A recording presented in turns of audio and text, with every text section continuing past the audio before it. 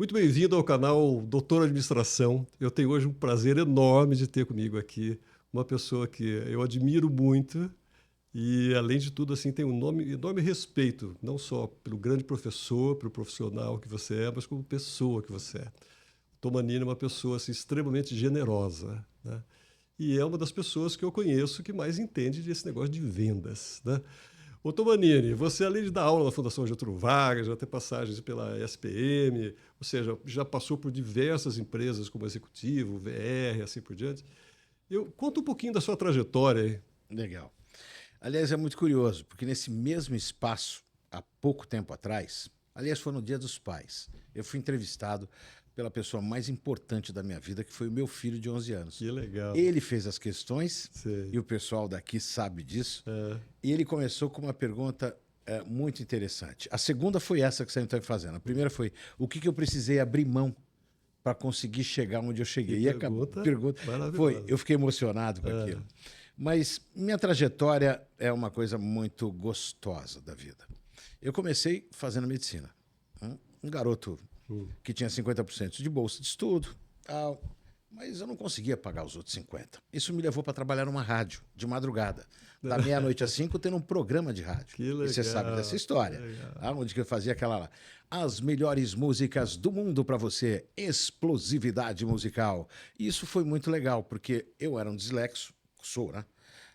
Mas com muita timidez de falar em público. E a rádio me ajudou muito, porque é uma cabine onde que ninguém vê, me ajudou demais a perder esse conceito. Tanto que quando eu estou nervoso numa plateia muito grande, ué, você fica nervoso ainda? Claro que sim, claro que sim. Eu vem a imagem da cabine, eu não vejo mais ninguém Sei. e eu lembro da época da rádio. Então ela tem um grau de importância muito grande. Mas aí eu fui fazer um estágio na Johnson, eu pleiteei um cargo de vendas na Johnson porque se ganhava muito bem sendo representante de vendas, que chamava de rep. Era aquele cara que ia no médico para falar do medicamento e etc. Aham. E tive a oportunidade de conhecer o professor Paul Janssen, que foi um grande pesquisador da Suíça, etc. E acabei me identificando muito com isso. Eu fui trabalhar porque ninguém começa a trabalhar na área comercial porque falar eu nasci vendedor. Isso é um papo furado. Papo furado. Ah, mas desde criança eu vendo. Mentira. Só quer fazer firulê. Cada um que foi trabalhar com vendas foi por algum motivo. Eu fui porque eu precisava de dinheiro. Precisava de dinheiro. Eu tinha que vender o almoço para comprar janta. Trabalhava de madrugada e aí falaram o seguinte: quanto que ganha um representante? O cara falou assim, sei lá, em salário de hoje seria 15 mil reais. Eu falei, isso é muito dinheiro. Eu tinha 21 anos. 15 mil reais. Mas o carro é da companhia. Como se fosse hoje Sim. um Virtus, tá? Totalmente despesa. Mais ajuda de custo, mais vale-refeição, mais... Eu falei, isso aqui é uma fortuna. Eu vou trabalhar com isso, depois eu volto para a faculdade. Aham, sei. E aí, no primeiro ano, eu comecei a ter excelentes resultados. E aí me convidaram para dar treinamento para os vendedores. Sei. Ó, como você conhece bastante de anatomia, fisiopatologia, fisiologia, você pode dar. E todo mundo falava, você é trouxa, isso não vão pagar para você fazer isso. Eu falei, não tem problema, eu vou fazer. Que era um sábado por mês de fazer isso o dia inteiro. Eu falei, eu topo. E aí tive bom resultado. E aí, obviamente, quando você vai tendo bom resultado, você vai falar assim, nasci para isso, nasci para isso, que não é a realidade, mas você está tendo êxito em cima daquilo. Tanto que dizem que quando a gente trabalha com o que gosta, não existe tempo ruim. Não é verdade. A gente trabalha com aquilo que precisa. E se a gente tem êxito, a gente passa a amar aquilo. Porque se identifica, cria amor, e aí, sim, você não está nem aí para o que acontece com o mundo porque você é super feliz com aquilo que faz.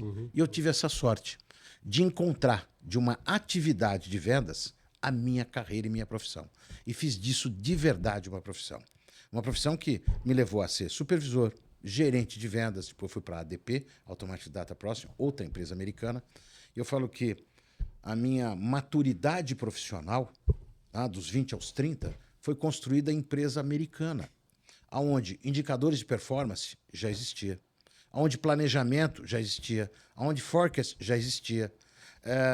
Ou seja, entre processo, planejamento, tudo isso era real. Que hoje se fala tanto, mas a única diferença é que hoje tem a tecnicidade, é mais fácil. Que CRM existia, só não era um software, era ficha. Você tinha que cadastrar.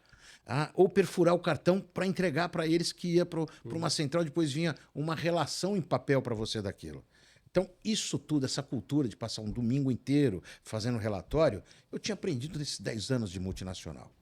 E como fui tendo êxito, aí eu fui para a DP, bati recorde mundial de vendas. Que maravilha. Ganhando muito dinheiro com vendas. Imagina, ganhei o dinheiro suficiente para comprar um Opala Diplomata. Você lembra desse carro? Maravilha, claro. Um Opala Diplomata zero. Que lindo. Zero. E ainda sobrou dinheiro. Eu não tenho nem ideia de quanto que era esse montante. E eu, óbvio, quanto mais êxito você vai tendo, mais você vai tendo a convicção de que eu nasci para isso. Eu nasci para isso. Eu nasci. Claro que quando tem as pedras, a gente fica meio desesperado. Mas aí Fernando Pessoa nos ajuda, né? Peguei as pedras e construí um castelo. E que foi o que aconteceu comigo. E nunca mais saí disso. Em 90 e pouco, a empresa que eu trabalhava, o Grupo Rodobens, faz a transferência para São José do Rio Preto, que é onde que era a matriz. Ela ficava no Estado de Israel.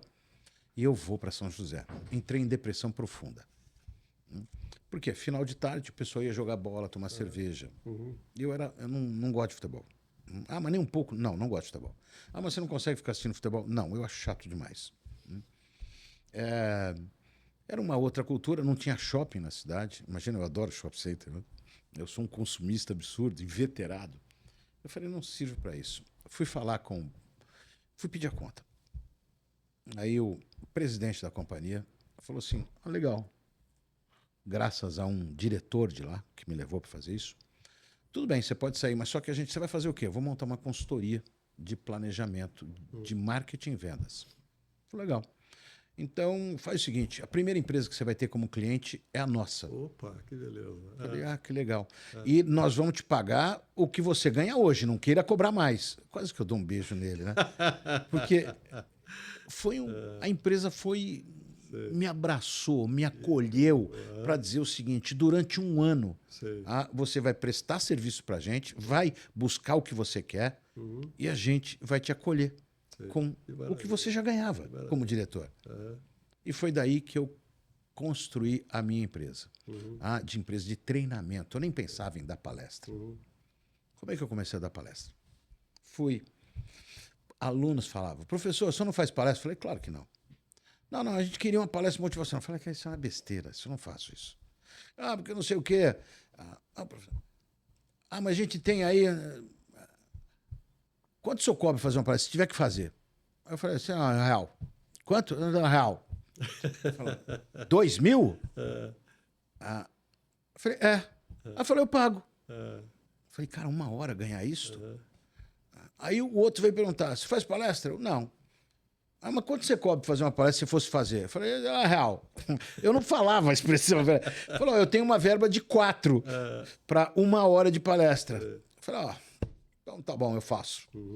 E era muito legal, porque a palestra tem uma característica diferente desse mundo acadêmico que eu estou há 30 anos. As pessoas depois ovacionam, levantam, bate palma, quer tirar fotografia. Isso faz uma inflamação no ego, né? Onde você ganha muito bem, entrega rápido e vai embora. E eu falei, isto é uma profissão também. E aí eu aliei exatamente isso. Eu peguei a teoria, passei para a prática, e como eu já tinha prática, equilibrei a teoria. Doutor Manini, você com toda essa experiência acumulada aí, todos esses anos que você tem em vendas, e as vendas elas são extremamente dinâmicas, né? Ou seja, elas vão passando por momentos diferentes e os momentos diferentes têm motes diferentes, histórias diferentes, abordagens diferentes. Eu acho que as vendas todas elas estão passando por um momento agora onde elas estão saindo cada vez mais do tangível, aquele vendedor de páginas amarelas, lembra? Que o cara que botava o pé na porta, né? Tá certo? O vendedor de páginas amarelas. E agora ela está indo muito mais para um campo cada vez mais intangível, né? Ela está buscando, tem muito mais neurociência envolvida com vendas, tá certo? A gente tem todo esse desafio agora de inteligência artificial, né? Eu queria saber um pouco de você, como é que você vê essa transição e como é que isso está de fato sendo aplicado? O que disso tudo aqui de fato é aplicado pelo mercado na área de vendas? Bom, de fato sofreu uma evolução e uma melhora nisso. Durante muito tempo, as empresas falavam o seguinte, o que nós vamos investir, né? Onde que nós vamos consolidar a estrutura de uma organização? E aí veio a época do ISO 9000. Então, vamos, processos de fabricação, a escalabilidade e etc. Depois teve o período da economia, que nós tivemos um país altamente inflacionário, né? A última inflação que nós tivemos, janeiro de 94, se não me falha a memória, foi de quase 90%, e nós tínhamos acumulado, né, num ano mais de 1000%. E aí o foco era o quê? No financeiro. Então, vamos fazer a melhor gestão financeira que tem. O vender era relativamente fácil, porque o pitch de venda era aproveita que vai virar tabela em 80%. E fazer estoque era a grande vantagem do empresário. Eu faço estoque, vou ganhar porque amanhã aumenta o preço e eu ganho com isso. Desde combustível até qualquer outro produto. Então, o papel do vendedor era disponibilizar a oferta, inclusive escolher para quem ia ser aquela oferta. Tirador de pedido. Porque era demanda reprimida. E usava conceitos obsoletos, técnica de vendas. Pergunta aberta, fechada, resumo dos principais benefícios. E era agressivo. Se eu bem entendi, isso está dizendo que não quer, é isto mesmo? Que era o que se aprendia no passado. E fazia isto, e como é que você buscava cliente? Com network, através de entrega dos seus cartões no coquetel, no relacionamento e etc. Então, vendas foi a última jornada a ser arrumada dentro da organização. Então, passamos pelo RH, que foi o RH mostrando a importância que o RH tinha dentro das organizações, que o RH ele era estratégico, ele tinha que se reportar para o CEO da companhia. Aí veio o financeiro, veio o planejamento estratégico, visão, missão, propósito. As empresas começaram todas elas a fazer o planejamento. Aí veio o boom da área de marketing. A marketing como o grande estruturador da companhia. Tanto que até no livro do Kotler, que é a Bíblia do marketing, e nos livros atuais, vendas estava dentro de um dos P's e era um sub-item de um dos P's, que é o sub-item de marketing. Os 4 P's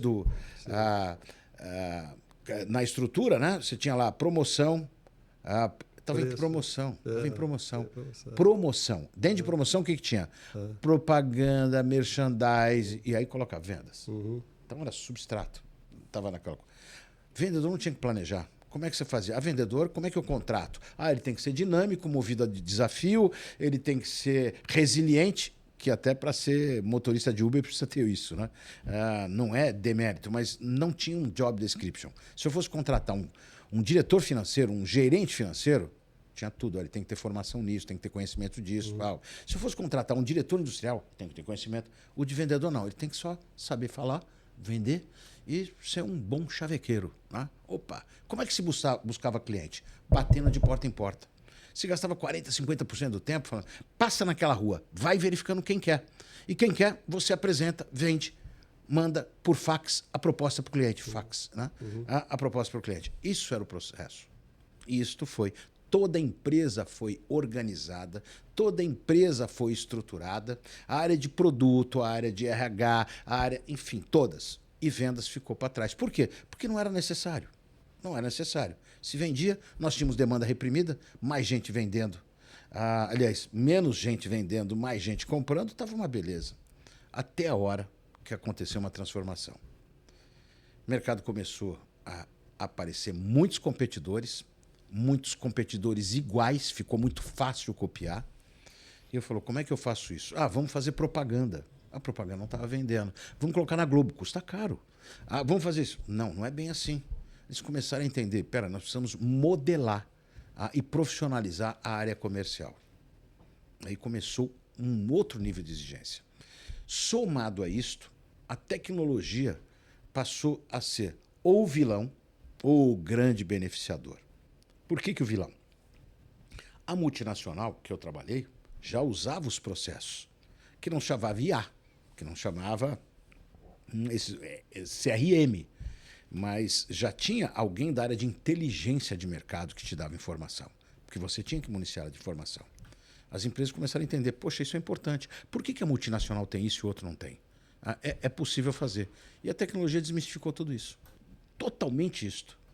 E aí o que acontece? Tem um hiato aí entre o que aconteceu em transformação e quem que ocupa esse cargo na transformação.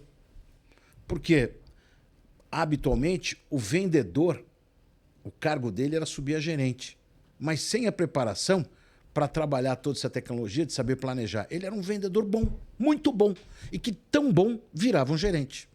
Mas não tinha um desenvolvimento para isso. E chegamos hoje, em 2025, e o que a gente vê? Um grande ato, onde o problema não é o vendedor. Se ele é ruim, é porque o gestor dele não sabe contratar. O gestor não sabe planejar. O gestor acha que CRM é besteira.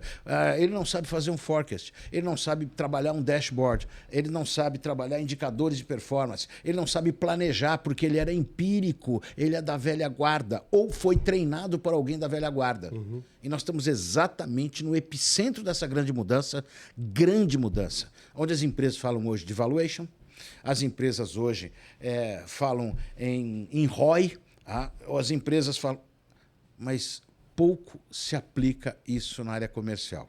Então, nunca vi, nunca, na história do que eu trabalho, tantas oportunidades em gestão de vendas do que agora. E como eu escutei isso do grande presidente de uma empresa que eu trabalhei, que era a Johnson & Johnson, que era o Saliba. Ele falou, a empresa só vai sobreviver, faço tudo isso para ser mais competitivo, mas ela só vai para frente se eu tiver um time de vendas de alta performance. E isso não se forma do dia para a noite. É uma construção. Ele dizia isso há muito tempo atrás. E hoje as empresas estão entendendo que tudo está disponível. Tudo. Mas se não tiver uma formação correta da área comercial, não vai. Então a tecnologia veio para ser facilitador e também para dar uma pancada naqueles que eram empíricos, que não se profissionalizavam. Eu sempre disse o seguinte, se um vendedor estudar tanto como um médico, ele fica rico. Rico. Se ele entender a importância que tem o conhecimento, o uso da tecnologia, ele fica rico. Porque o grande problema que tem hoje no mercado é a falta de gestores de vendas. Não é de vendedor, é de gestores que saibam conduzir um time e que não é com o que a gente tem visto, de oba-oba, vamos lá, tamo junto, é o time, vamos. Isso não é a realidade mais hoje. O mundo não pode mais aceitar essa falácia de acreditar nesse oba-oba, nessa coisa de 5 passos para o sucesso, de como ficar rico, masterclass de vendas, que em 3 passos eu te ensino você a ser um profissional de alta performance. Isso é construção. Isso é construção. Um médico não se forma em um dia, em 3 dias. Um administrador não se forma em um dia. Um gestor de recursos humanos não se forma em um dia. Por que esta coisa de achar que um vendedor nasce pronto? Não tem sentido. Você sabe que você está trazendo um ponto, é muito bom. Eu, nesse momento, sou conselheiro de 5 empresas. E uma dessas empresas é uma empresa muito grande na área de autopeças. E o que eu vejo é o seguinte, de um modo geral, as empresas de hoje, elas são ainda lideradas, os CEOs das empresas de hoje, tem quanto? Normalmente tem 50 anos ou plus. Sim. É raro você ir numa empresa onde o CEO da empresa tem menos do que isso. Até tem, mas é raro. Só que esse CEO de 50 anos plus, às vezes mais, 50, 60 anos, eu acho que não é questão nem da idade, mas é questão da mentalidade, né? Ele ainda acha que os produtos se vendem sozinhos. Não é verdade? Eu ouvi coisas assim que me surpreenderam muito, sabe assim, se eu colocar esse produto dentro da minha caixa, vende. O que eu colocar na minha caixa, vende. Sabe esse tipo de coisa? De mentalidade? Sim. Então, eu percebo assim, a gente vive, como você disse, um hiato, e eu acho que esse hiato você colocou muito bem. A gente tem algumas empresas super preparadas para vender, sabem muito bem vender, mas a grande maioria das empresas não sabe vender. Elas não sabem vender, por quê? Porque os CEOs das empresas, os donos das empresas familiares, muitas vezes, estão muito mais preocupados com a operação do que necessariamente com a venda. É isso que você percebe também? Mas vamos colocar uma coisa real. A operação é muito fácil. Pô, a Nike, onde que fica a fábrica dela? Tem qualquer lugar do mundo. Adidas, onde fica a fábrica dela? E aí a gente vai verificando. Ou seja, hoje brand é extremamente importante e não a fabricação. Eu posso fazer na China, eu posso fazer não sei onde. Onde que for. Então não é a capacidade fabril. Isso pode gerar uma vantagem, mas não é o decisor de sucesso. Este CEO precisa parar de ficar sentado numa cadeira falando, faz isso, faz aquilo, traz o café. traz o café, e começar o seguinte: quem são os clientes estratégicos da minha carteira? O quanto que eu conheço, quem influencia, quem decide, quem compra. Porque temos que ser claro uma coisa: quem não trabalha em vendas, trabalha para vendas. Exatamente. Porque tem o processo todo. Claro. Se as empresas colocarem na porta que essa empresa é accountability, ou seja, orientada para resultados, eles vão entender que o resultado vem exatamente da base de clientes. E aí, esse presidente tem que saber quem são esses nossos clientes. Qual é o wallet share dos clientes estratégicos nossos? Ou seja, a gente está vendendo para eles porque todo mundo quer leads novos. Leads novos. Virou uma mania agora. Nós estamos fazendo uma estratégia de novos leads. Nós estamos fazendo uma estratégia agora. Contratamos uma empresa, não sei de onde aqui, que está...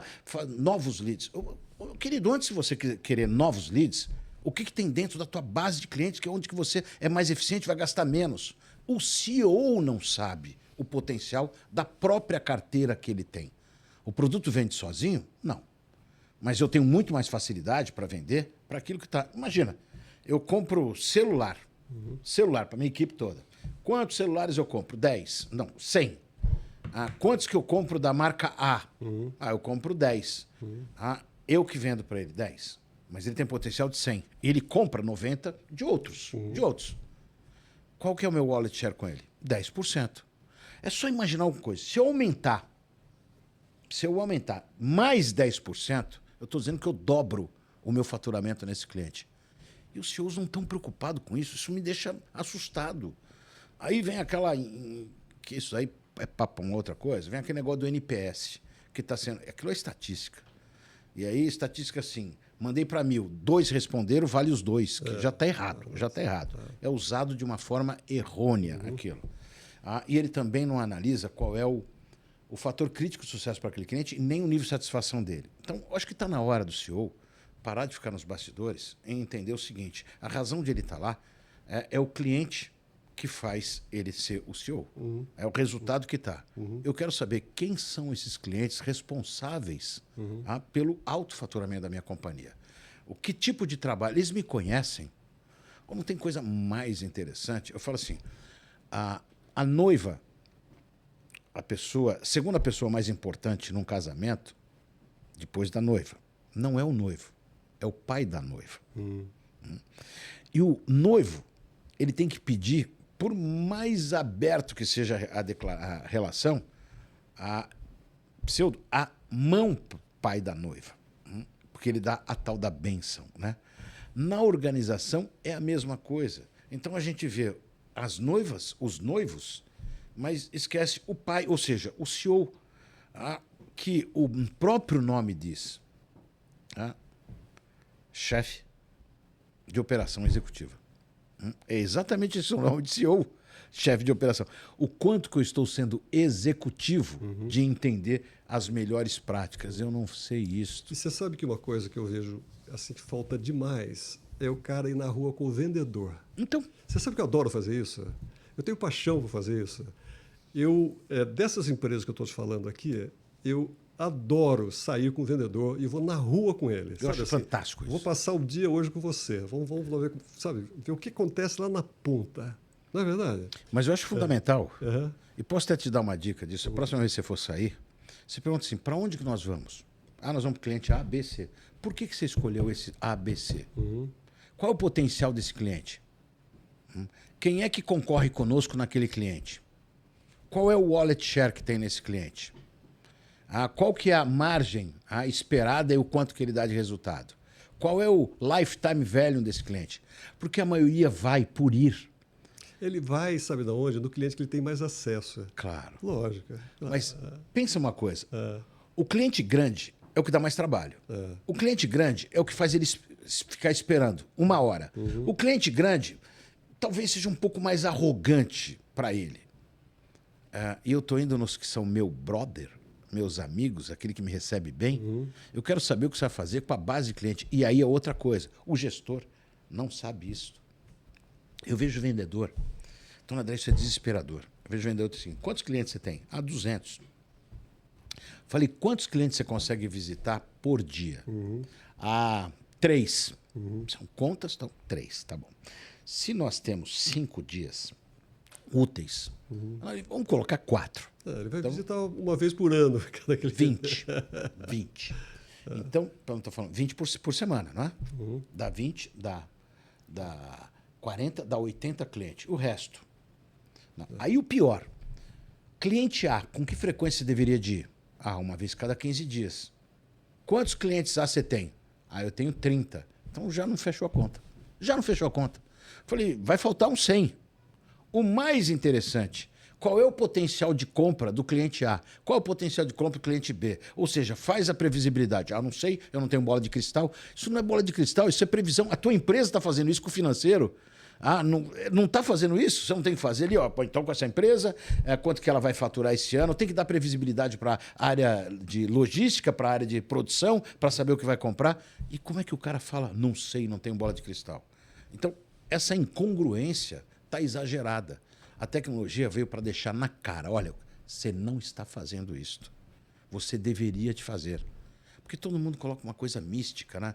A gestão de vendas high-tech. Na verdade, é só mudar da máquina de escrever para o computador, onde que eu tenho muito mais facilidade. Mas o cara que é ignorante com a máquina de escrever, ele vai continuar ignorante com toda essa tecnologia. O que eu preciso fazer? Ele vai ficar incompetente. Ele é incompetente. Eu preciso gerar competitividade para ele, capacidade competitiva de enxergar as vantagens que ele vai ter com isso e parar com esse empirismo. Então, vou no vendedor? Vou no cliente? Quem? Qual é a classificação dele? Qual é o LTV dele? Mas que coisa chata. Eu não consigo imaginar uma forma diferente de fazer. E o pior é verificar, e dou aula há muito tempo, inclusive em gestão de vendas, em gestão estratégica econômica de negócio. Onde que muitos falam, professor, desculpa uma coisa, para que eu preciso ter aula de vendas se eu quero ser empreendedor? Eu falo, se você não vender, você não tem cliente. Não, mas para que? Eu trabalho na área de projetos da companhia, para que eu preciso estar de vendas? Porque se não vender o projeto, você não tem emprego. Eu não vou ensinar técnica de vendas aqui, mas a importância da gestão de vendas dentro do negócio. E mesmo assim, tem dificuldade. Você sabe de uma coisa, você chegou até a mencionar venda consultiva, né? Essa venda certamente é uma venda muito mais sofisticada, tá certo? Do que você vender um produto, por exemplo, ou vender um serviço meio enlatado, na verdade. Agora, você sabe o que eu queria ver um pouco? Você chegou a mencionar bastante sobre a neurociência aplicada à venda, né? Como é que você está vendo isso evoluir? Bom, isso é muito legal. Eu tenho uma cadeira, que é Neurociência em Vendas, na PUC do Rio Grande do Sul. Acho que eu vou uma vez por ano, gravo as matérias lá e depois elas são colocadas nos módulos de lá. A neurociência tem uma característica seguinte, ela não tem nada de novidade. Na verdade, foram pegar como é que funciona a nossa cabeça, o nosso cérebro, dentro dos conceitos de vendas. Que isso já vem lá de trás, de uma matéria que eu já dava aula lá na SPM, que era de comportamento do consumidor. Como é que é esse consumidor? O que acontece com ele? É verificar o seguinte, como é que é quando fala de perfil ideal de cliente, o que impacta nisso? O que estimula as pessoas a comprarem isso e aquilo? Por que alguém compra uma bolsa Louis Vuitton de 50 mil reais e uma outra de couro da Le Postiche, nem sei se tem essa marca hoje, que custa 500, as pessoas acham que é uma porcaria se o couro vem de vaca, que nem a outra lá. É para entender como é que funciona essa psique humana, de como é que ela está. Então, primeiro, a primeira coisa que a gente tem que entender é que a neurociência está intimamente ligado ao capitalismo. Socialismo diz que rejeita, não vou entrar aqui em política, tá? Mas diz que rejeita. O comunismo diz que rejeita, mas eu quero as coisas boas. É uma característica do capitalismo, que dá o seguinte, quanto mais eu vencer, como é que denomina um vencedor? Quanto mais eu conseguir consumir produtos de alta renda. Se eu tiver um relógio Patek Philippe, se eu tiver um óculos Hermenegildo Zenha, se eu tiver um carro, um Porsche, isso gera uma identidade no público de que eu sou um cara bem-sucedido. Diferente do Buffin, né, que anda com um carro velho e tal, mas são caras vira excêntrico, né? Porque tá vendo, ele tem tanto e é simples. Simples nada, cara. É que na verdade ele só não quer gastar com aquilo, vai com outras coisas. mas anda de avião dele. Então, vamos entrar no mérito aí. Então, a neurociência veio para dizer como é que funciona esse comportamento, que inputs que são dados ali. E aí identifica o seguinte, que tem estudos que comprovam que 95... Olha, é só entender que nós temos mais de 180 bilhões de neurônios. E que 95% da decisão de compra ela é emocional. Emocional. Só que com justificativa racional. Por que você comprou este relógio que custa 50 mil reais? Não, primeiro que isso é investimento. Investimento porque não perde, inclusive uma moeda muito forte, não se desvaloriza, ele mesmo usado, você pode colocar, ver aí um leilão de... Eu estou justificando o porquê que eu comprei uma coisa emocional. É só verificar o seguinte, olha o nosso guarda-roupa. Quantas calças eu tenho? Você tem. Quantos sapatos eu tenho? Eu não preciso de tudo aquilo. Você entra, como eu vi um indiano que eu fui buscar no aeroporto de Guarulhos, ele é um palestrante. E casualmente eu fui buscar ele, falar, você pode? Eu falei, eu vou, estou lá perto, eu pego ele. Ele é todo zen, não é do consumismo. E eu falei, vamos almoçar? Nós vamos no shopping Guatemi. E ele entrou no shopping Guatemi, falou, eu não gosto muito de shopping não, porque aquele ambiente não me é agradável. Eu falei, mas vamos lá, eu quero mostrar. Na verdade, eu queria sacanear. Eu falei, esse cara fala tudo do consumo, não serve e tal. E ele me falou uma coisa muito legal. Ele falou, o shopping é o lugar que tem tudo que você não precisa, mas é aquilo que você mais quer. Essa foi a grande definição. A maioria das coisas, e a neurociência mostra isso, das coisas, porque nós não estamos, se lembrar da pirâmide de Maslow, naquela coisa básica, de alimentação básica e etc. E se você for para a periferia, quando eu era moleque, lá no Campo Limpo, o que eu queria? Comer o básico. Não tinha sofisticação. Tem amigos meus que falam assim, você não é mais humilde. Eu falei, eu não, cara, queimei toda a minha cota lá no passado, não quero. Eu quero comer coisa boa, quero tomar vinho bom. E isto está atrelado a um processo neuro. Eu falo, eu consegui mais, eu me dou ao direito, me presenteio com coisas mais caras, com coisas... Que eu não falo cara, hein? Eu falo o seguinte, né? Nós como consumidores, com coisas melhores. Porque eu mereço. Eu mereço. E a neurociência mostra o processo que faz isso, o processo no cérebro que faz isso. E, inclusive, como é que as empresas podem usar isso em benefício próprio. O que... é um pouquinho perverso, mas é verdade. Fala, como é que eu me beneficio? Como é que eu mostro que este produto? Aí eu insiro pessoas que são icônicas para ela, pessoas que são o IPC, o perfil de cliente ideal que ela quer fazer parte. Eu coloco tudo isso para que a decisão dela seja cada vez mais emocional. Isso faz com que eu possa cobrar muito mais, que eu possa gerar valor, porque eu estou trabalhando em alguma coisa chamada Brand Equity, posicionamento competitivo. Então, esses dois geram exatamente isso. Quando eu faço a avaliação de quanto que eu estou pagando perto do benefício que eu estou tendo, eu falo, vale a pena. A gente pode dar um exemplo bem aqui na indústria automobilística. Os ícones de carros são o quê? São Mercedes, são BMW, me ajuda aí. BMW, Mercedes, Porsche e etc. Aí vem o chinês e fala o seguinte, peraí, eu dou um carro que tem todos os features que tem nesse carro, aquele lá custava 800 mil, eu vou te vender ele por 400. Ou menos. Ou menos. Ou menos. Veja a BYD aí, né? Sim. Eu escutei de uma grande montadora alemã dizendo o seguinte, sabe qual que é a nossa maior preocupação? Não? Porque eles aprenderam também a fazer motor. E motor bom. E motor bom. Mas como isso? Mas eles estão fazendo um motor tão bom como a minha marca. E conseguindo vender por 1/3 do meu valor. É tanto que essas empresas estão se associando a eles todos, né? Todas. Você sabe, é verdade, quem comprou a Mercedes? Como quem comprou? Um grupo chinês. Comprou a Mercedes? Não, isso eu não estou sabendo. O maior acionista da Mercedes, 51%, de uma empresa chinesa. E é o que está acontecendo no mundo inteiro. Eles estão fazendo exatamente isso. A gente verifica aqui no Brasil, no agrobusiness, eles estão dominando. Ou é indiano ou é chinês. Ou é indiano ou é chinês. Por que eles estão fazendo isso? Eu posso te entregar valor Sim. Eu não tenho branding, Aham.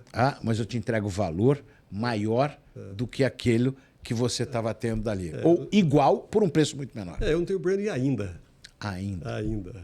E estão construindo isso de uma forma... Olha que curioso. Né? Na venda, eles estão pegando os melhores vendedores das concessionárias e dizendo, vem trabalhar comigo, eu te pago mais do que você ganha lá. Ou seja, se aqui a comissão era 3%, eu te pago 4,5%. Por quê? Porque eu sei que você vai ter que apresentar o produto. Claro. Você vai ter que... Ou seja, o teu time... O trabalho é missionário, né? O trabalho disso. missionário maior. Então, tanto que eles são chamados de embaixador da marca, que é o que eles denominaram aí, várias delas lá. E aí eu te pago mais. Só que o cara que foi para a BioID falou assim, nossa, vai ser difícil de vender. Em 2 anos, ele ganhou o que não ganhou em 10. Em 10. E isto é o brilhante. Nosso cérebro fez a decisão emocional. Eu não posso ter aquela marca? Não. Mas eu posso ter tudo que aquela marca tem. Quem começou com isso não foram os chineses. Se você lembrar, foi a Hyundai, que trouxe o carro para cá e fez base comparativa. Carlos Alberto. Esperto, né? Fantástico. E falou o seguinte, olha aqui, ó, eu te dou um carro. A BMW comparado comigo comparando é isso. os dois, né? Mercedes comparado comigo. E ainda faz o seguinte, Hyundai Caoa, a melhor, como é que ele falava? A melhor tecnologia do mundo. E aquela vozeirão daquele cara que é fantástico. E foi batendo em cima disso. Quem é que ia imaginar? Olha como é que é a neurociência, hein? Como é que ia imaginar que o consumidor um dia ia chegar e falar o seguinte, nossa, sempre sonhei em ter um carro coreano. Não existia isso. E os caras conseguiram consolidar. E agora, a vez é de quem? Não é do japonês. Você lembra quando o Deming saiu dos Estados Unidos, que ninguém acreditava nele, ele foi para o Japão para falar sobre qualidade e reconstruiu lá o projeto Marshall, o Japão e etc. Então, lá. Aí trouxe carro Toyota. O que é o carro Toyota? Você compra e não quebra. Não vai te dar manutenção. Mas ele não tem design. Você quer design? Então você tem que ir para outra marca. Mas você quer prestígio? Para outra marca. Aí vem o chinês e falou, tudo que vocês estão falando é besteira. Eu te dou tudo isso daqui, ainda não tenho marca, mas vai custar tão mais barato. Tem 8 anos de garantia da bateria, 5 anos do carro. E aí você vê uma coisa, você lembra, não tanto tempo atrás baseado na minha idade, né? Onde você... A Volkswagen falava assim, agora com o retrovisor do lado direito. Era um negócio maluco. Estou falando de 20 e poucos anos atrás. A airbag. Eu lembro quando eu fui comprar o carro para minha filha, na Ford. Aí eu falei, eu quero um carro com airbag e ABS. Ele falou, não, senhor, ele vem com rádio e roda. Se eu quiser com ABS e airbag, vai demorar um mês. Falei, eu quero isso. Mas você não prefere a roda e o rádio? Falei, claro que não, cara. É item de segurança. Mas as pessoas aqui não preferem a roda e o rádio. Olha como é que era vendido. Hoje não se pensa. E vieram o chinês o seguinte, tá vendo tudo isso? Eu te dou, entrego tudo. Tudo. Quer um som excelente? Eu te coloco Bose no som do teu carro. Bose. Você não gostou de Bose? Eu te dou Marantz dentro do carro. E os caras entregam uma coisa. Olha, tenha certeza absoluta. Em 2, 3 anos, de cada 3 carros de uma família, 2 vão ser chinês. Eu não tenho a menor dúvida. Para você ter uma ideia, hoje na minha família eu tenho 2 carros e os 2 são chineses. Eu tenho um carro, não, 2 carros, e um é chinês. O outro continua alemão, mas um outro é chinês. Agora, me conta uma coisa, o Tomanini. A gente está falando agora ou seja, o processo de evolução da venda, né? Como é que a venda vai evoluindo, né? Você está usando uma expressão que eu gostei muito, tanto que eu estou trazendo para o MBA lá em Gestão Estratégica e Economia de Negócio, uma disciplina, que você vai ser o titular da disciplina, que é inteligência comercial. O que você entende por inteligência comercial? O que é Legal. isso? Eu procurei, e até escrevi um livro sobre isso daqui, que foi baseado das aulas de gestão de vendas. Tanto que a editora falou, tem que chamar vendas. Eu falei, não, é gestão de vendas. A vendas vai vender mais. Eu falei, mas o problema é a gestão. Eu falei o seguinte, nós temos que fazer a integração do high-tech, da tecnologia, com high-touch, com relacionamento. Hoje todo mundo, a venda sempre falou da importância do relacionamento humano. Só que hoje eu não posso mais acertar o alvo. eu tenho que acertar a mosca. Porque tem muito mais gente vendendo e muito menos comprando. Eu não posso errar. Se eu não posso errar, eu tenho que ser mais preciso. Para ser mais preciso, eu preciso de inteligência. Para ter inteligência, eu preciso planejar de uma forma mais estruturada. Então, eu preciso saber o seguinte: quem é esse cliente? Por que desse cliente? Aonde que qual é a minha taxa de assertividade com ele? Então, eu preciso de mais informação do que tentativa de acerto e erro. Aliás, até hoje eu quero saber quem foi estúpido que falou que é errando que se aprende. Errando não se aprende nada. Fala isso para o médico que vai operar alguém que você gosta. Ah, doutor, é errando que se aprende. Fala para o piloto que você entrou no avião, fala, é errando que se aprende. Não sei quem foi que falou uma besteira dessa. Tá lá. Não é errando que se aprende. Com o erro, a gente não aprende. A gente aprende com acerto. O acerto. E o acerto tem que ser estruturado, planejado. Nós, aqui no Brasil, fomos muito receptivos, não sei se essa palavra é melhor, ao erro. Faz parte da jornada. Eu falei, que jornada? Da jornada. Eu falei, tem desenhado essa jornada? Porque uma vez que eu fiz ela várias vezes, eu sei aonde que eu estou, onde que eu tenho que chegar. Agora, se eu tiver tecnologia para fazer isso, eu vou ter mais inteligência para decidir. Tecnologia porque ela é mais rápida, né? Porque a inteligência eu tenho que ter de qualquer forma. Eu vou ser muito mais assertivo. Eu vou ter o meu mapa de condução. Eu vou ter o meu GPS mais preparado, que vai, inclusive, me falar o que está acontecendo logo à frente, para que eu possa tomar decisões de uma forma muito mais estruturada. Que é o que... Você entra numa aeronave, o processo de vendas hoje é muito parecido com isso. O vendedor é um piloto de um avião, onde que ele não sai com o avião sem ter um plano de voo. Ele não pega e fala, eu vou para lá. Não, eu vou para cá. Não. Dentro do avião tem clientes, que são os clientes dele, o cliente dele. E antes de sair, ele tem que fazer um check-in de tudo. Para, no final desse check-in, ele falar go ou no go. Vou, não vou. Tá tudo em ordem? Tá, então eu vou. Daqui até lá. Eu tenho que economizar combustível, porque a companhia aérea está falando o seguinte: você tem que fazer esse trajeto dentro do tempo regulamentar, com a maior segurança do mundo e ao menor custo possível. Que é assim o processo de vendas. E aí o que acontece? Ele tem um monte de painel com um monte de indicadores, onde o para-brisa é menor. Antes o cara de vendas era como se fosse andar de bicicleta. Aí depois era andar de carro, para-brisa, com alguns indicadores. Hoje o processo é igual ao de avião. É um para-brisa menor, com um monte de indicadores, com um plano de vendas. E aí o que acontece? O avião vai daqui até aquele ponto, e eu tenho alguns, todo mundo deve ter visto já, é só entrar na internet e pegar o painel de um avião, um 737, um Airbus. Tem alguns que são maiores, os indicadores, são os KPIs. Aqueles são essenciais. Me chama atenção para que eu ajuste outros indicadores. Aqueles chave me ajudam a fazer isso. Isso é inteligência. Primeiro, eu sei pilotar, ou seja, eu sei vender. Segundo, eu estou treinando continuadamente. Até porque se eu for mudar de equipamento, eu tenho que começar a jornada de novo. Eu viro copiloto para depois virar piloto, como sempre acontece. Aí eu tenho que saber ler esses instrumentos. E aí o mais importante, eu preciso saber ajustar o avião, porque apesar do planejamento é uma obra inacabada, é uma corrida sem linha de chegada. Eu tenho que ter a competência, por mais tecnologia que tenha, para assegurar que tudo isso está funcionando de uma forma correta. Ou seja, o que você está trazendo é o seguinte, né? A gente tem que ter dados, informação, a gente tem que ter inteligência para processar essas informações e a gente tem que ter a nossa capacidade de gestão dessa equipe de vendas, né? Sem dúvida. Ou seja, se eu falo no seguinte, eu estou dizendo assim, né, de que uma boa parte das empresas que existem hoje, especialmente as empresas menores, as empresas familiares, o CEO dessa empresa, ele se preocupa muito mais com a operação do que vender. Lembra que falamos essa história aqui agora de pouco? Sim, sem dúvida. Então, a gente está trazendo agora, vamos dizer assim, é uma mudança que não é só cultural, mas eu acho que é uma mudança geracional também, né?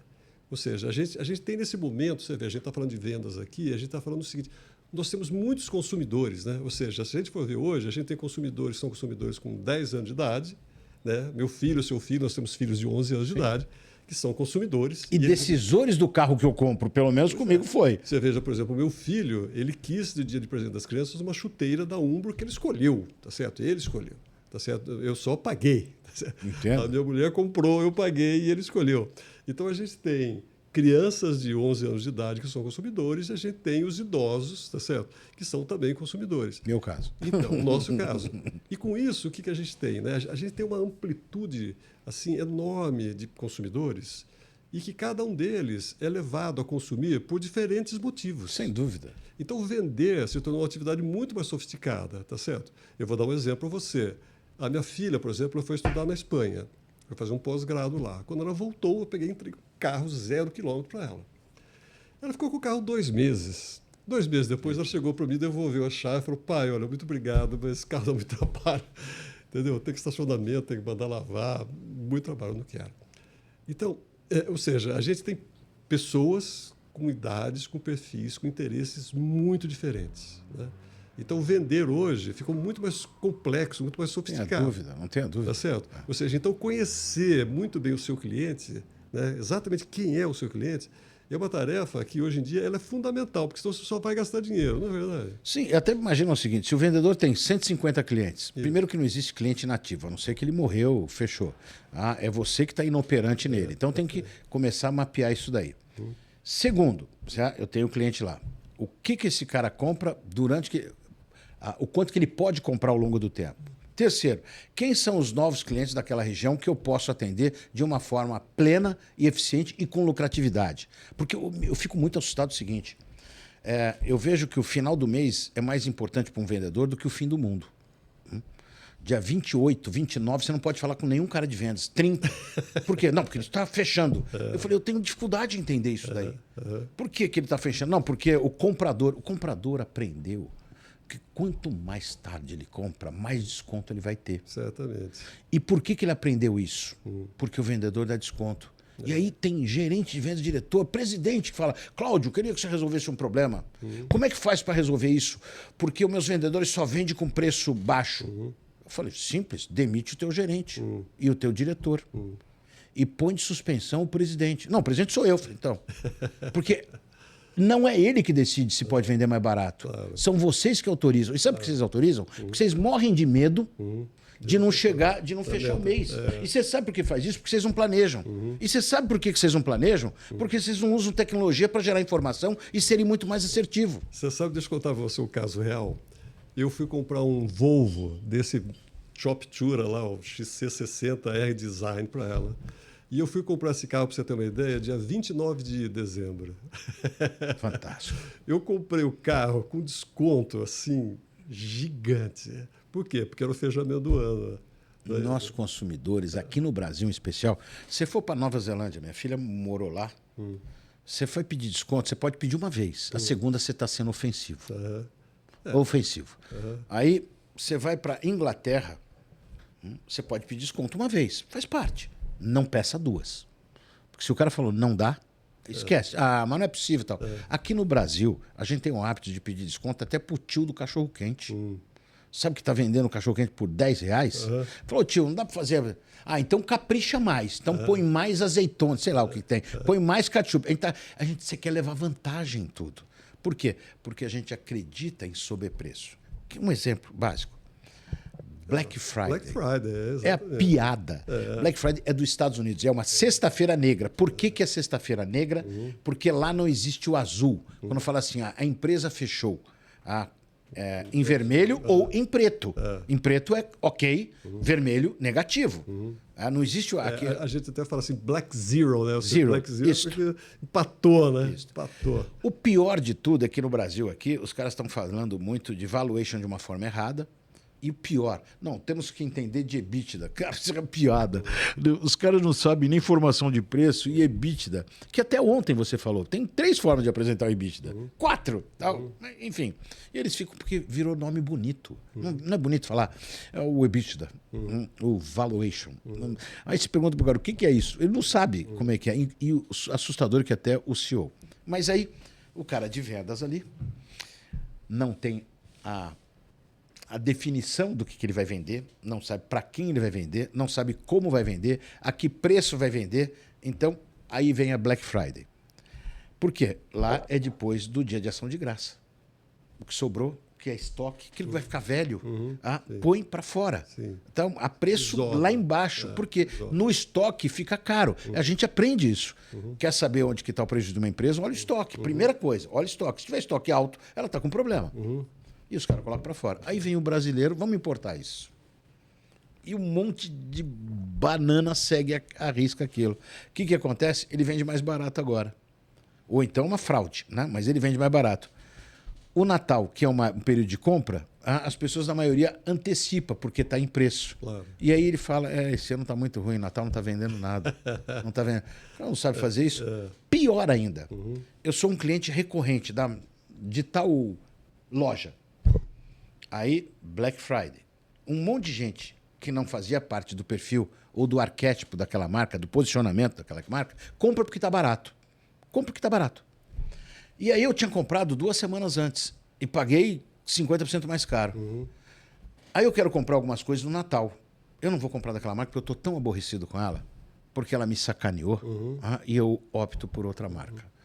Aonde que tem coerência isso? Não tem.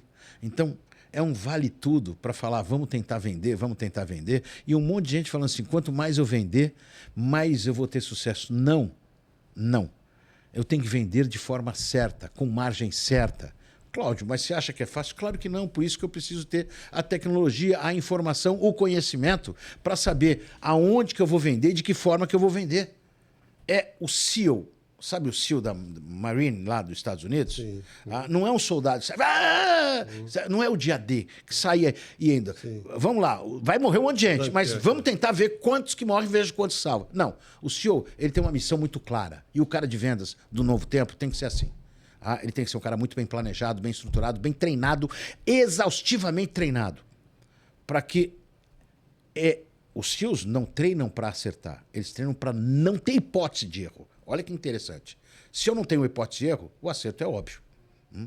Aqui vamos fazer para fechar a meta. E isso me lembra uma piada que tinha de uma presidente. Aí eu não sei qual é a meta, mas na hora que chegar a gente dobra, né? Que é o que muitas vezes em vendas está aí. Então esse empirismo eu não vejo mais espaço, apesar de estar ainda grande pra caramba. Eu preciso da tecnologia, eu preciso da informação para tomar decisão. Só que isso eu tenho que fazer de forma rápida. Tobanini, eu tenho certeza que o nosso papo aqui ele pode continuar, tá certo? Mas eu vou tentar fazer um resumo do que eu aprendi com você hoje aqui. Né? Opa, que... Ou seja, o que você está me contando e contando para quem está assistindo a gente é o seguinte, né? É de que a gente precisa trazer inteligência para a venda. Tem dúvida. E essa inteligência para a venda é o seguinte, como eu uso a informação. Como eu uso a informação, em primeiro lugar, para capacitar a minha equipe de vendas. Depois, capacitar a minha equipe de vendas significa ensinar para os nossos vendedores, primeiro, exatamente o que ele está vendendo. Depois, ensinar para os nossos vendedores exatamente o que o cliente está comprando, que às vezes são coisas diferentes. Sem dúvida. Posso contar um caso? Claro! Para você ter uma ideia, a minha mãe, quando era viva, ela chegou para mim e falou assim, meu filho, você, por favor, você pode trazer para mim um Eye Contour da Lancôme quando você viajar? Eu falei, mãe, mas do que a senhora está falando? Ela falou, meu filho, Eye Contour é o seguinte, é um creme que você passa aqui para reduzir as rugas, sabe assim, as marcas de expressão. Eu falei, entendi. Eu peguei, anotei lá, Eye Contour, tá. Bom, conclusão, fui viajar, acabei comprando o tal do Eye Contour para ela. Paguei lá uma nota preta, uma caixinha assim, e entreguei o Eye Contour para minha mãe. A minha mãe adorou, ela amou, ela estava tudo que ela queria. O que acontece? Eu pergunto para você, o que a minha mãe comprou? Eu só fui um intermediário, né? A minha mãe comprou juventude, autoestima, sim, beleza, foi isso que ela comprou. Claro.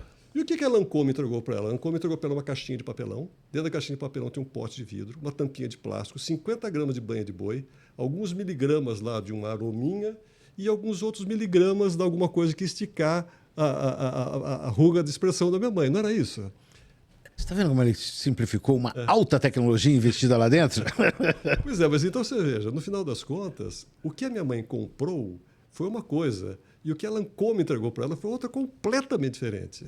Então, o que eu quero dizer é o seguinte, é que muitas vezes o vendedor precisa saber o que ele está vendendo e o que o cliente está comprando. Você chegou a mencionar mais de uma vez aqui de que, de repente, a pessoa compra uma marca. Não é isso que você falou? Ela compra um status, não é isso? Não é que ela está comprando não é um o status, automóvel. bem, mas é a expectativa de rejuvenescimento, a expectativa de me sentir mais bonita, a expectativa de... que foi o caso dela. O cara, quando compra, por exemplo, uma Harley Davidson, ele não está comprando uma moto para ir trabalhar. Não. Ele até pode trabalhar com ela. Ele está comprando... Que belo exemplo, isso é fantástico. Toda uma vida, uma experiência. Tanto tem lá o Harley's Owner Club, aquelas coisas todas. A natureza emocional da marca. Certamente. Então, uma coisa é o que a gente precisa treinar o nosso vendedor para ele saber o que ele tem que vender e treinar o nosso vendedor para saber o que o cliente quer comprar. E aí ele tem que vender o que o cliente quer comprar.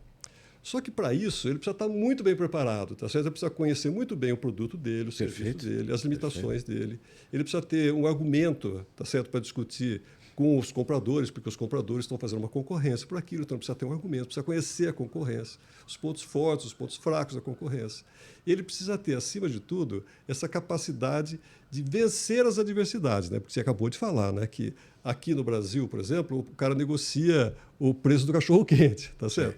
E ele saber que ele vai chegar lá num grande rede de supermercado e ele vai ficar esperando lá numa salinha gelada que tem lá, às vezes 4 horas, 5 horas para ser atendido pelo comprador, né? Então, a gente precisa treinar muito bem os nossos vendedores para eles saberem exatamente o que eles estão vendendo e exatamente o que o cliente está comprando. Isto precisa ser feito por quem? Precisa ser feito pelo gestor, tá certo? Ou seja, eu acho que esse gestor, quando a gente fala de gestor de vendas, eu estou falando assim do dono da empresa, do CEO, tá certo? Porque, afinal de contas, foi ele que criou a empresa, foi o fundador. Então, ele, mais do que ninguém, conhece o produto dele, conhece a dinâmica do mercado dele, conhece, tá certo, a concorrência dele, conhece aqueles que são parceiros, aqueles que não são, os acordos que ele pode fazer, o acordo que não pode fazer. Porque tem essa também, né? Muitas vezes tem acordos que são feitos. Vamos entrar numa concorrência? Sem dúvida. Tá certo? Vamos ver como é que a gente compõe essas coisas aqui. Então, vender é o seguinte, eu digo que uma empresa que não tem cliente não é uma empresa, é um projeto de empresa. É um projeto. Tá certo? E a responsabilidade da venda é, acima de tudo, do CEO, é, acima de tudo, do dono da empresa. E é ele que tem que fazer todo esse espírito, tá certo? Permear a empresa como um todo. Eu adorei o que você falou, de que se tem alguém lá que ou ele está vendendo, ou ele está... Como é que é a frase que você falou? Ou ele está vendendo, ou ele está fazendo o quê para venda? Lembra que você falou? Não, ou trabalha para vendas, ou trabalha em vendas. Ou trabalha em venda, tá certo? Então, cada pessoa lá dentro da organização está lá com um único objetivo, que é conquistar e fidelizar cliente. Não tem dúvida. Não é isso? E entender de uma forma forte, vendas não é um evento. Convenções de vendas, falácia de ser uma grande festa, você pode comemorar, mas não pode ser mais essa bandalheira que está. Onde que vai alguém para fazer uma palestra motivacional e dar show? Vai o esportista que não entende de business, porque não trabalhou no mundo corporativo. Aí vai o cara que sofreu um acidente e perdeu um membro, e para mostrar que a vida pode ser de superação. Eu acho isso muito apelativo. Nós estamos num mercado que tudo isso pode ser muito interessante para um projeto de vida, pessoal. Mas a empresa tem que entender o seguinte: vendas não é um evento onde você só motiva. Até que motiva é motivo para agir. Vendas é um processo. E se os processos não estiverem claros, desenhados, tudo isso que nós estamos falando vira uma falácia. Porque eles acreditam que o vendedor vai absorver isso. Mas não é o vendedor que tem que absorver. Ele é parte desse instrumento. Quem tem que absorver, como você disse, é a organização. Como um todo. Né? Porque é um organismo vivo. Claro, eu vivo sem a perna, vivo. Eu vivo sem aquilo lá e tal. E tem gente que fala assim, a emoção vem do coração. Não, cara, a emoção vem do cérebro. Isso aqui é só uma máquina, uma bomba para mandar o sangue. Receber, fazer e mandar o sangue. Então, é uma outra conotação errada. Está tudo aqui dentro. É exatamente nessa caixinha de ferramenta que gera um monte de processos. E se a gente conhecer cada vez mais a neurociência, a gente vai saber como trabalhar melhor o cliente. E a última dica daqui. A gente verifica muito aquela falácia do passado também, de que a gente tem que tratar um cliente como a gente gostaria de ser tratado. Isso é uma mentira.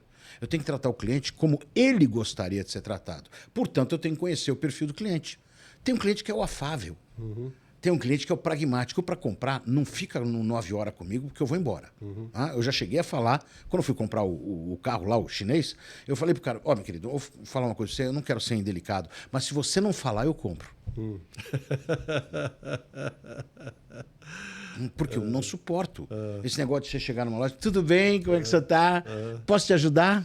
Posso? Ao invés de seja bem-vindo, eu sou consultor daqui da loja, as coisas faltam assertividade, faltam trabalhar. E aí eu vejo a empresa, a lojista, vai para o shopping ver, gasta milhões para montar uma loja, colocar vitrine, produtos, etc., e paga 0 para um cara que vai falar perca e menos vezes para vender um produto de alto valor. Tá errado. Ou seja, eu me preocupei com tudo e esqueci daquele que vai fazer o processo de relacionamento entre a minha empresa. No momento da verdade, né? Porque não tem processo. Você quer ver uma coisa? Vou contar uma experiência só para a gente terminar a nossa conversa aqui. Eu, durante uma boa parte da minha vida, eu vivi nos Estados Unidos. Só para você ter uma ideia, eu fui lá para implantar uma empresa aqui do interior, que é o maior fabricante de implementos agrícolas do mundo. E eles me contrataram para implantar a fábrica lá nos Estados Unidos. E o primeiro passo para implantar essa fábrica foi criar uma rede de representantes comerciais. E eu criei uma rede de representantes comerciais e eu andei com eles por 40 estados dos Estados Unidos. Ou seja, eu estive em 40 estados dos Estados Unidos. E eu vivi uma experiência muito única, sabe qual foi? Eu estava tomando um voo em Chicago para ir para uma cidadezinha no Canadá chamada Winnipeg. E a empresa aérea era Air Canada. Naquela época que a gente comprava, sabe assim, aquele calhamaço de passagem. A passagem aérea, você comprava um calhamaço que tinha carbono, essas coisas por aí. E eu cheguei no balcão para embarcar, de Chicago para Winnipeg, no Canadá, e eu procurando a minha passagem, e eu não achava a minha passagem. Falei, puxa vida, rapaz, deixei a minha passagem em cima da cama do meu hotel. A moça que estava no balcão, ela falou assim, qual é o seu nome? Eu peguei e dei o meu passaporte para ela. Falei, não, o senhor está no voo aqui de Chicago para Winnipeg, o senhor não precisa da sua passagem. Pode ficar tranquilo que eu vou embarcar o senhor. E o senhor sabe dizer que hotel o senhor estava? Eu estava aqui no Hilton, não sei das coisas. O senhor se lembra que apartamento o senhor estava? Eu falei, puxa vida, deixa eu ver aqui. Apartamento. Ela falou, eu vou mandar apanhar na sua passagem e vou mandar no seu próximo destino. Para onde o senhor quer? Qual é o seu próximo hotel o senhor vai ficar lá? Essa moça, ela estava no balcão de embarque. Você imagina, ela estava lá para embarcar. Olha que coisa maravilhosa. Tanto que isso aconteceu muitos anos atrás e eu estou contando essa experiência, né? Ou seja, isto é saber vender. Não é verdade? Sem dúvida. Viu? Ela não era de vendas. Ela era uma pessoa de atendimento. Ou seja, todos aqueles que nos acolhem, que fazem curadoria, que nos entendem antes de atender, são pessoas que no processo estão vendendo o quê? A imagem da companhia, o serviço da companhia, a continuidade da companhia. Tanto que hoje se fala de customer experience, né? Muito lindo. Mas, na verdade, o que é? É a experiência depois da compra, que é o pós-venda, que é o trabalho de pós-venda. Você compra um carro e aí você vai levar, o cara, não faço isso. É esse processo de continuidade que faz com que eu, que não sou fiel a ninguém, seja leal. Leal. Você sabe que, olha, eu queria até combinar com você o seguinte, pós-venda, esse é um assunto que eu adoro, que a gente vai ter que ter mais tempo para conversar. Certamente. Até porque no Brasil nós somos muito ruins em pós-venda. Absurdo. Muito ruins. Mas então, Tomanini... Mas se somos em vendas, somos em pós-venda. É uma coisa que está intimamente ligada ao outro. Né? É um processo que começa e não tem fim mais. Eu quero te agradecer muito pela oportunidade. Eu que agradeço. Muito legal estar com você aqui, adorei. E olha, desejo que você continue sendo essa pessoa brilhante, generosa. Muito obrigado. Esse tempo aqui para mim. Sabe, adorei. Eu que agradeço, de verdade. E olha, é muito, muito bom. Eu sempre faço podcast, mas sempre com profissionais correlatos da área. Sim. É muito engrandecedor quando eu estou conversando com alguém que tem uma visão da empresa, mas por uma outra ótica, né? Que tem ocupado o cargo de CEO, que é membro de conselho de empresas, que é um homem com conhecimento profundo de finanças, falando sobre vendas. Me deixa muito feliz quando eu vejo outras áreas, inclusive daquelas que são falar, é minha área de exatas, falando de uma coisa que é humanas. Só que vendas não é humanas. A companhia é uma empresa orientada a gente. Então, a empresa é humanas. Vendas é matemática também. Porque se eu não der ROI, se eu não tiver retorno, sou acionista, tudo que eu estou fazendo está errado. É isso aí. Muito obrigado. Prazer muito grande, Gil, estar com você aqui. Muito obrigado. Obrigado. Obrigado a vocês também. Tchau, tchau. Obrigado, gente.